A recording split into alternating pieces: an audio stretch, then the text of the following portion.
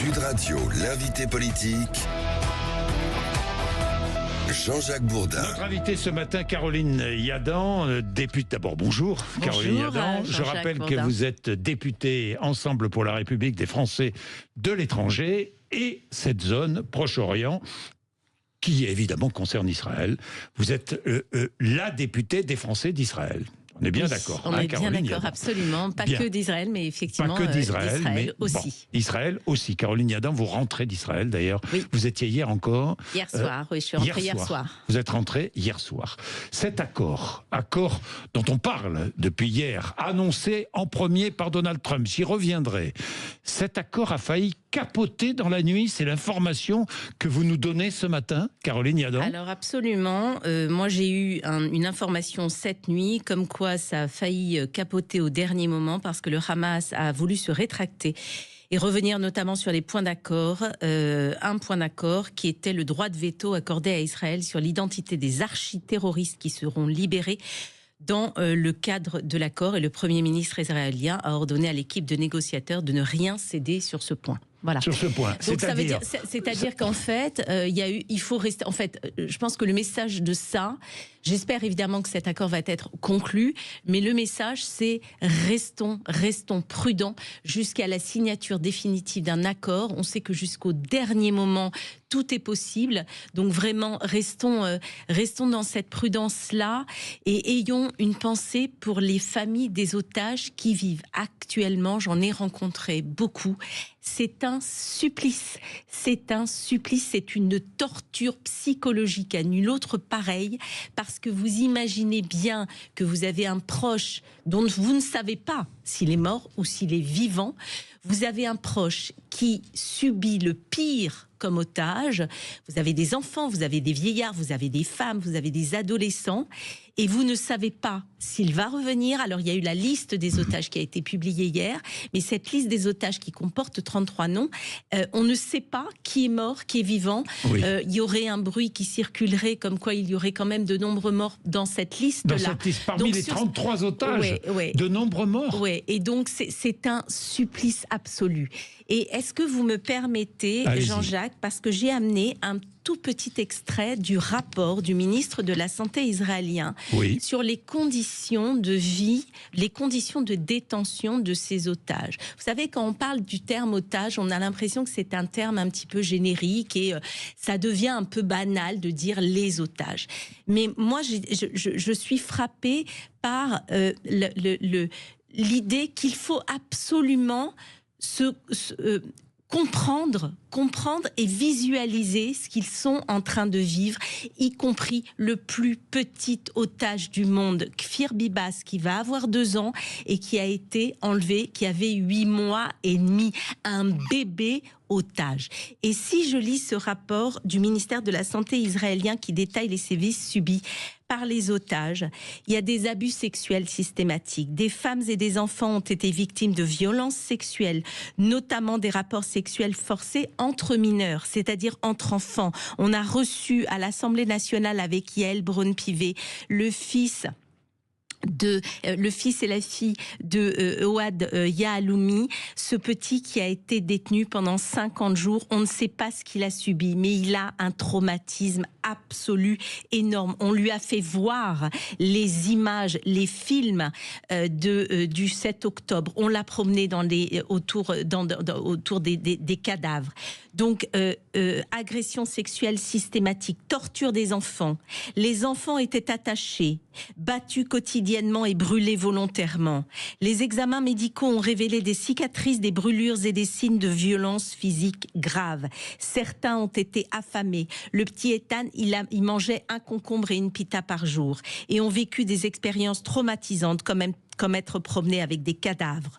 Violences physiques et psychologiques. Les hommes ont subi des tortures physiques extrêmes, notamment le marquage au fer rouge, la famine et des coups violents sur tout le corps, malnutrition délibérée, torture psychologique et humiliation. Les otages ont été contraints d'assister à des actes horribles, notamment des meurtres, des viols et des mutilations, et ont été promenés dans Gaza pendant que la foule les maltraitait et les lapidait. Refus de soins médicaux. Il y a des otages très malades qui se sont vus refuser les soins médicaux de base. Ça, c'est être otage aujourd'hui à Gaza.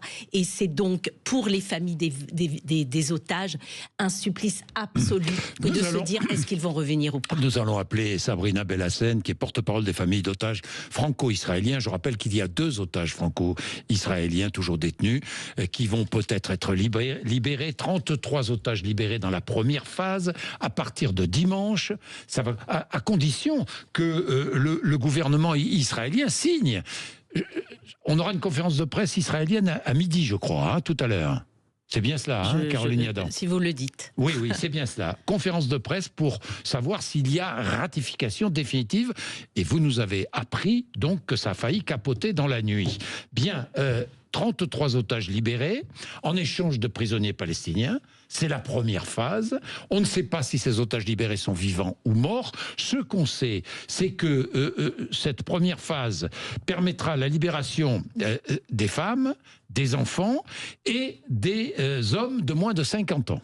Oui, et je voudrais peut-être dire un mot sur le fait que c'est un otage, mort ou vivant, contre 30 à minima terroristes. 30 ou 50. 30 ou 50, exactement. Voilà. Prisonniers palestiniens. Prisonniers palestiniens. Prisonniers, mais aussi terroristes palestiniens. Ils ne sont pas prisonniers parce qu'ils ont volé un bouquet de fleurs dans une boutique. Enfin, je veux dire, il faut dire ce qui est. Ce sont, pour la plupart, des terroristes qui ont du sang sur les mains. Enfin, il y a des enfants aussi qui sont prisonniers. Alors, il y a des... de moins de 19 ans. Ils ne sont peut-être pas terroristes non plus, Caroline Yadan. Il y a parmi eux des terroristes qui ont du sang sur les mains. Donc, je ne sais pas, mais pour un esprit humain, on va dire, normalement constitué, on se dit, une vie vaut une vie, en réalité. Et pourquoi un otage israélien, voire un cadavre israélien, vaudrait 30 personnes emprisonnées aujourd'hui dans les prisons israéliennes. Donc vous n'êtes pas d'accord avec ce qui vient d'être signé ? Bien sûr que je suis... Non, mais ce que je veux vous dire, évidemment que je suis d'accord et évidemment que je prie pour que cet accord soit signé, parce que ce qui compte avant tout, c'est la libération des otages. Ce qui compte avant tout, et on le voit bien aussi, évidemment pour le peuple israélien, c'est la libération des otages, c'est la vie avant tout, mais ça devrait inspirer à minima vraiment au moins la réflexion, et sinon de se dire on est quand même face à deux. J'ai vu les réactions évidemment totalement à l'opposé du Hamas. L'accord ouvre la voie à la réalisation des aspirations de notre peuple à la libération. C'est ce qu'a dit le chef du Hamas du Qatar, qui est réfugié au Qatar. Et puis j'ai vu de l'autre côté Smotrich, le ministre d'extrême droite israélien, qui dit « Moi je suis absolument opposé à cet accord, il est dangereux pour Israël ». Mais en fait, le problème, je vais vous dire, moi quand je vais en Israël, il y a une chose il y a beaucoup de tendances diverses politiques, à droite, à gauche, à l'extrême droite, et ça, bref. Mais il y a une chose sur laquelle la population israélienne se retrouve. Plus jamais le 7 octobre. Plus jamais cette pornographie de l'horreur, plus jamais cette orgie de sadisme qui s'abat sur 1200 personnes à l'aube d'un petit matin de Soukhot. Plus jamais on ne violera comme on l'a fait nos femmes, on leur mettra une balle dans la tête, on brûlera nos enfants, on brûlera des familles et on assassinera. Donc plus jamais ça. Et qu'est-ce que ça veut dire plus jamais ça ? Ça veut dire que demain, il ne faut plus que le Hamas ait la capacité d'agir comme il l'a agi jusqu'à maintenant. Alors justement, Caroline Yadan, justement, cet accord, il y a plusieurs phases, on est bien d'accord, mais pour l'instant, il y aura des négociations, si tout va bien, il y aura des négociations. Qui gérera Gaza ? Ça, c'est une grande question. Sous l'égide de qui ? Des Américains, de l'ONU, de quelle autorité palestinienne à Gaza et dans les territoires palestiniens? C'est une grande question qui n'est pas résolue. Mais c'est la question principale. Oui. C'est la question principale. Et c'est pour ça que la communauté internationale, si aujourd'hui elle veut s'impliquer, elle doit voir en face ce qui existe. Et d'où provient cette haine et ce qu'est aujourd'hui le Hamas, c'est-à-dire un mouvement terroriste islamiste. Ça veut dire quoi? Ça veut dire qu'il faut agir sur deux, à mon sens. Il y a une chose qui est importante. Il faut agir sur deux fronts. Un, le financement, et deux, l'éducation.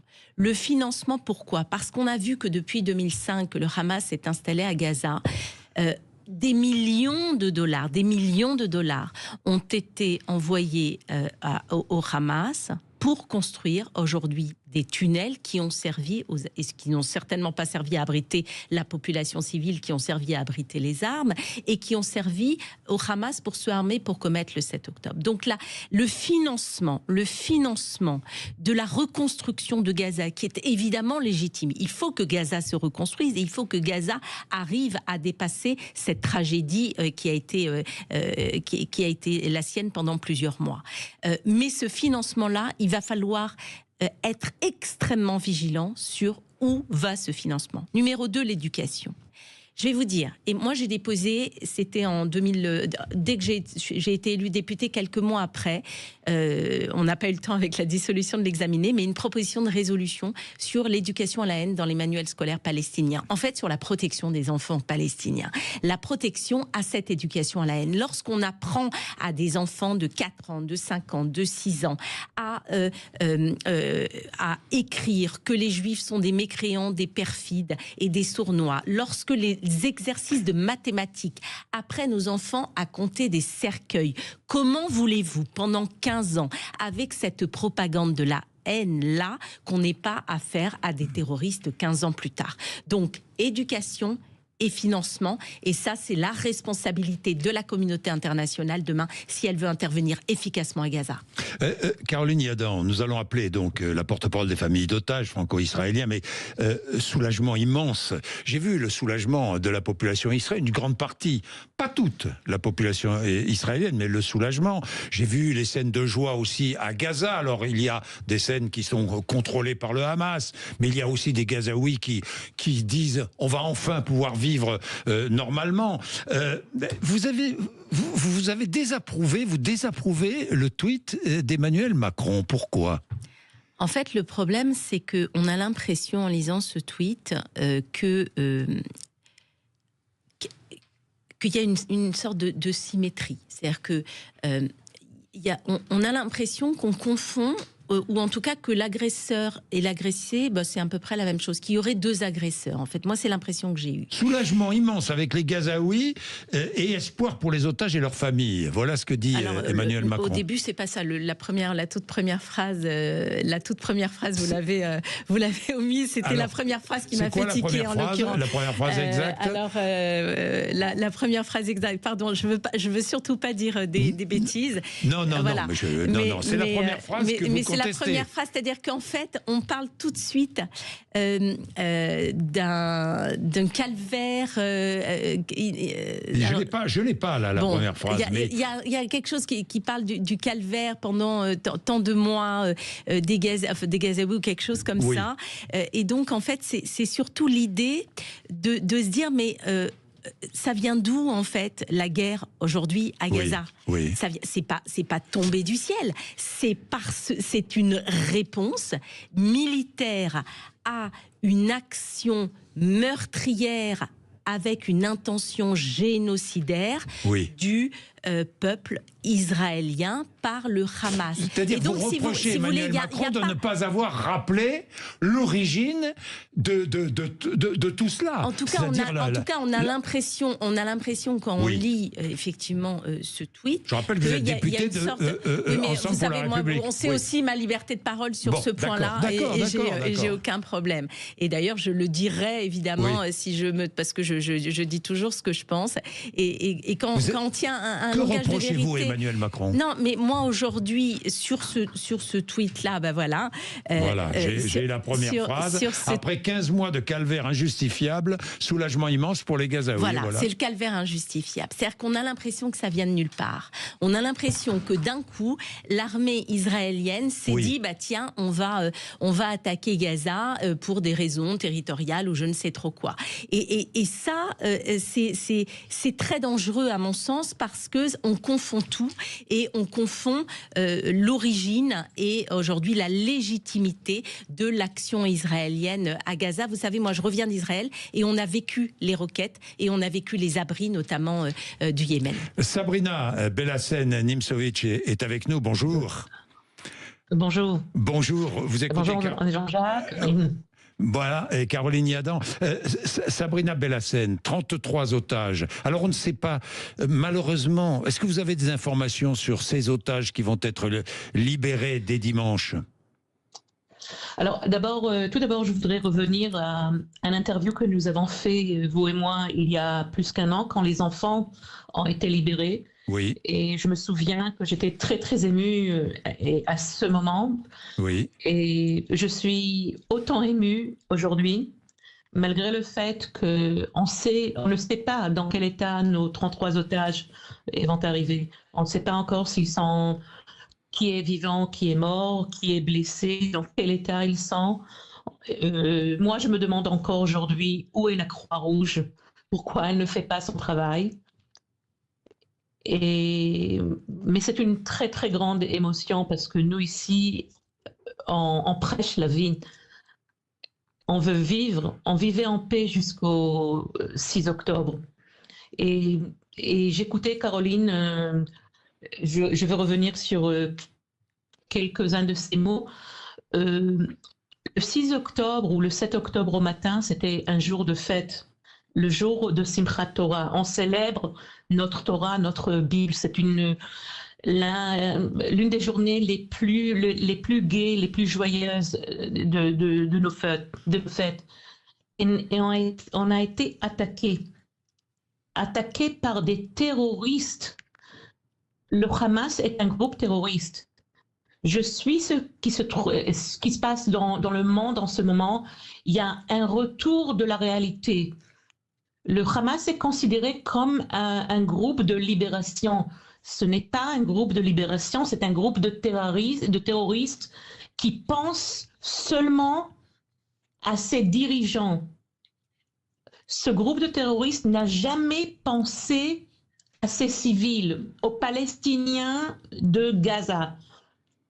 Et moi, je me demande où était le Qatar pendant ces 15 mois. Le Qatar qui subventionne le Hamas, qui leur donne de l'argent pour les armes ou peut-être pour les vivres, mais où étaient les vivres? Pourquoi on devait faire entrer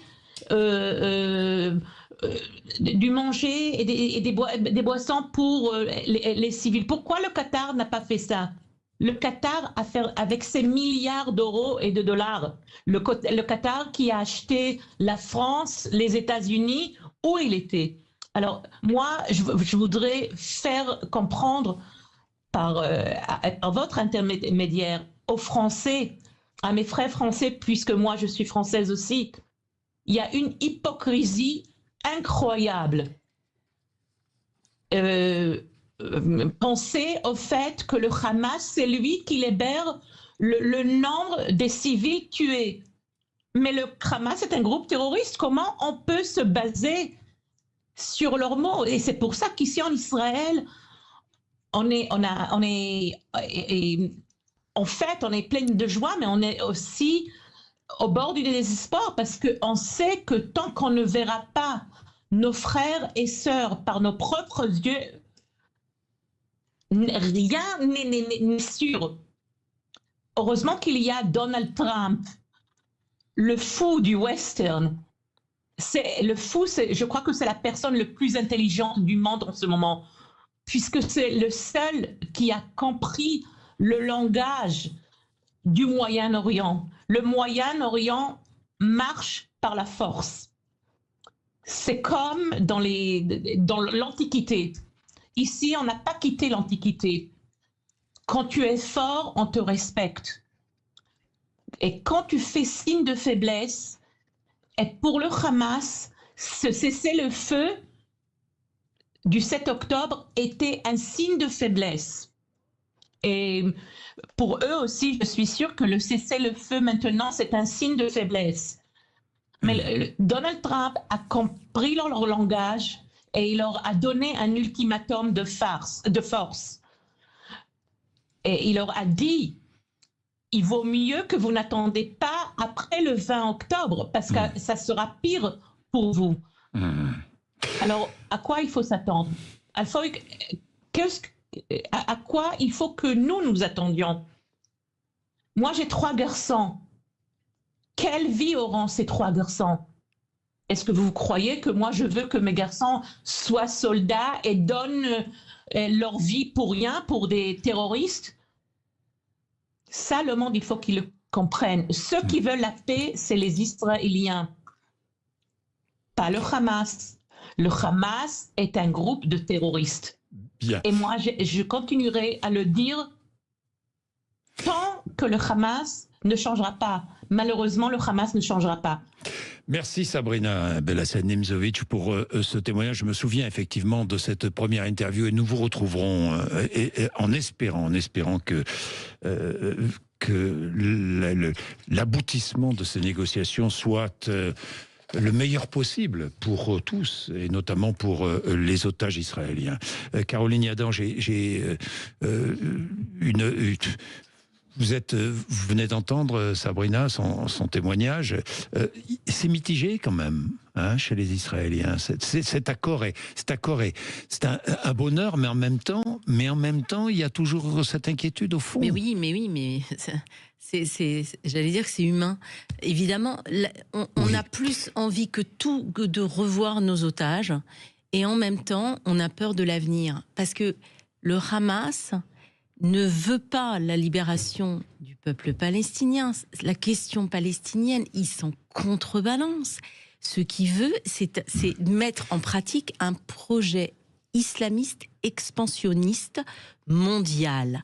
Donc, si il y a un accord et si la communauté internationale doit intervenir, il ne faut plus que le Hamas ait quelques clés de gouvernance que ce soit pour l'avenir. Sur Gaza et sur Gaza, sur les territoires. Et je pense qu'il faudra au moins 2 générations pour que cette éradication de la haine, enfin, cesse. Merci beaucoup Caroline Yadan d'être venue nous voir ce matin sur l'antenne de Sud Radio. Merci à Sabrina d'avoir témoigné en direct d'Israël sur l'antenne de Sud Radio. Patrick Roger est là après les informations de 9h. Merci à vous.